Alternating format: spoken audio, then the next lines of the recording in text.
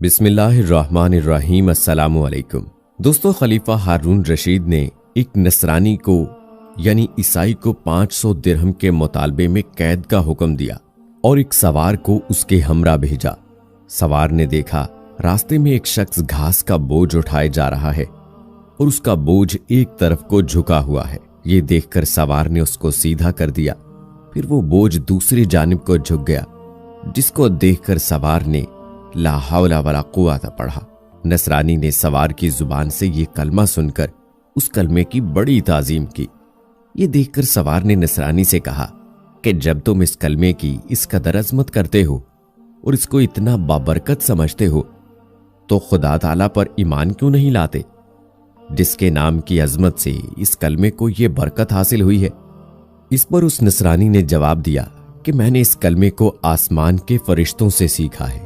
یہ سن کر سوار کو بہت تعجب ہوا اور سوار نے خلیفہ کی خدمت میں حاضر ہو کر تمام واقعہ بیان کیا۔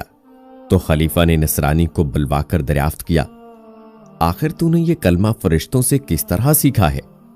تو اس نے بتایا کہ واقعہ یہ ہے کہ میرا ایک چچا بہت مالدار تھا اور اس کی ایک حسین لڑکی تھی۔ میں نے اس چچا زاد بہن کے لیے اپنے نکاح کا پیغام دیا، جس کو میرے چچا نے منظور نہ کیا اور اس کا نکاح دوسری جگہ کر دیا۔ چنانچہ شب زفاف میں اس کے شوہر کا انتقال ہو گیا۔ میں نے پھر اس سے نکاح کی درخواست کی، مگر اس نے اب بھی میری درخواست منظور نہیں کی اور دوسری جگہ اس کا نکاح کر دیا۔ اس کا وہ شوہر بھی اسی طرح شب زفاف میں بیوی کے پاس گیا تو مردہ پایا گیا۔ پھر تیسرے شخص سے اس کا نکاح ہوا، اس کے ساتھ بھی یہی واقعہ پیش آیا۔ اس کے بعد چوتھی مرتبہ میں نے پھر اپنے عقد کا پیغام دیا تو مجبوراً چچا نے اس لڑکی کا عقد مجھ سے کر دیا، کیونکہ متواتر ان حادثات کے بعد کوئی دوسرا اس لڑکی سے عقد کرنے کو تیار نہ ہوا۔ آخر میں نے دیکھا کہ خلوت کے وقت شیطان ایک کوہ گراں کی شکل میں ظاہر ہوا اور اس نے زور سے ایک چیخ مار کر کہا، تو کہاں آیا ہے؟ میں نے جواب دیا کہ میں اپنی بیوی کے پاس آیا ہوں۔ تو وہ شیطان کہنے لگا کہ تجھے معلوم نہیں میں نے اس کے پہلے شوہروں کے ساتھ کیا معاملہ کیا؟ میں نے جواب دیا، ہاں مجھے معلوم ہے۔ یہ سن کر وہ شیطان کہنے لگا، اگر تو اس بات پر راضی ہو کہ یہ عورت رات کو میرے لیے ہو اور دن کو تیرے لیے تو بہتر ہے، ورنہ میں تجھے بھی مار ڈالوں گا۔ میں نے اس کی بات کو منظور کر لیا اور اسی طرح پر ایک مدت گزر گئی۔ تو ایک روز شیطان نے مجھ سے کہا کہ آج میں رات کو ملا اعلیٰ کی باتیں چوری سے سننے کے لیے جاؤں گا، کیونکہ آج رات کو اس کام کے لیے میری باری ہے۔ کیا تم بھی میرے ساتھ آسمان پر چلنے کو تیار ہو؟ میں نے جب اس پر اپنی رضامندی کا اظہار کیا تو شیطان نے ایک بڑے اونٹ کی شکل اختیار کر کے مجھ سے کہا کہ میری پشت پر مضبوطی سے سوار ہو جانا۔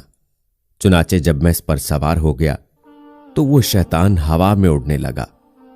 اتنے میں مجھے فرشتوں کی آواز آئی کہ وہ لا حول ولا قوت الا باللہ کہہ رہے ہیں، جس کو سن کر شیطان واپس ہوا اور مردے کی طرح زمین پر گر پڑا اور میں بھی اس کے قریب ہی جا گرا۔ جب کچھ دیر کے بعد اس کو ہوش آیا تو کہنے لگا کہ تم اپنی آنکھیں بند کر لو۔ میں نے اپنی آنکھیں بند کر لیں۔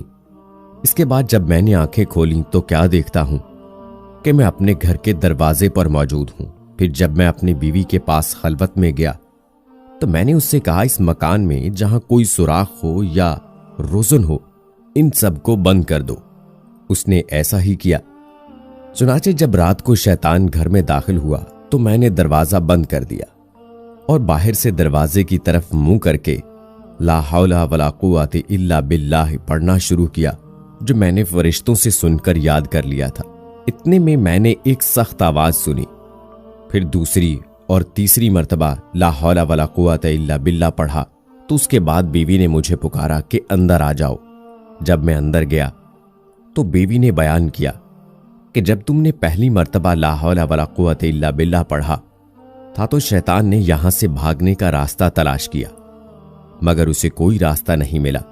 جب دوسری مرتبہ تم نے لا حول پڑھا تو آسمان سے ایک آگ نے اتر کر شیطان کو گھیر لیا، اور جب تیسری مرتبہ تم نے لا حول پڑھا تو اس آگ نے شیطان کو جلا کر راکھ کر دیا، اور حق تعالیٰ نے ہمیں اس ملعون سے نجات دے دی۔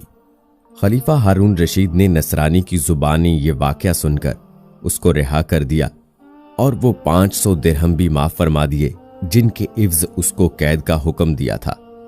دوستو، یہ سب برکت اس مبارک کلمے کی تھی جس کے پڑھنے سے یہ سب ظاہر ہوا۔ حق تعالی ہمیں بھی اس کی عظمت جان کر اس کا کثرت سے ورد کرنے کی توفیق عطا فرمائے، آمین یا رب العالمین۔